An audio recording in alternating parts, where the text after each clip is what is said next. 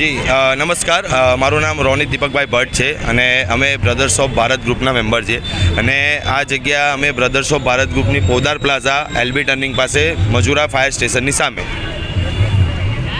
આજે આ ગણપતિ મહોત્સવના અંદર તમે કયા પ્રોગ્રામ રાખવામાં અમે ગણપતિ મહોત્સવના દિવસોમાં ઘણા ખરા પ્રોગ્રામો કર્યા છે. જેમ કે ફર્સ્ટ દિવસે હતું અમારું સુંદરકાંડ હતું, સેકન્ડ દિવસે હતું જે અમે છોડ વિતરણ રાખેલું હતું, થર્ડ દિવસે હતું જે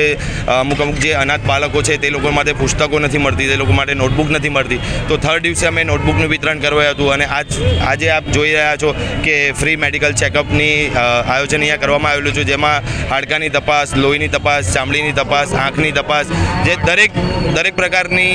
જે જરૂરિયાત હોય છે માણસને, જે બહાર ઘણા ખરા રૂપિયા ખર્ચા થાય છે, તે અમે અમારા ગ્રુપ દ્વારા, બ્રધર્સ ઓફ ભારત ગ્રુપ દ્વારા એ સેવા અહીંયા ફ્રીમાં અમે ઉપલબ્ધ કરી છે.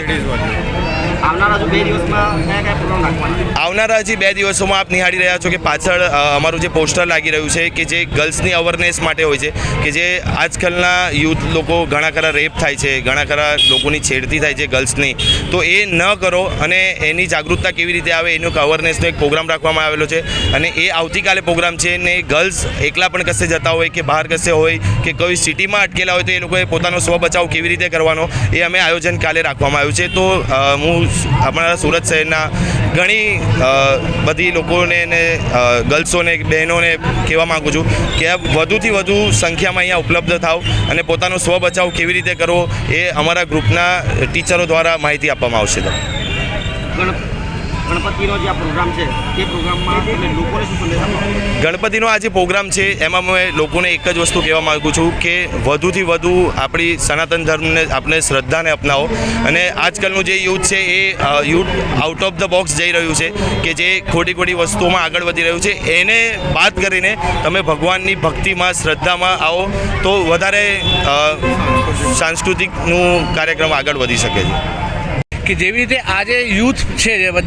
બધા યુથ અલગ અલગ નશામાં જઈ રહ્યા છે, દારૂના અને બધા જુદી પ્રકાર ડ્રગ્સમાં લોકો જઈ રહ્યા છે, પણ એ લોકો સમજતા નથી એ આપણા શરીર, આપણી હેલ્થને ખરાબ કરીએ છીએ. પણ તમે તમારા શરીરને, હેલ્થને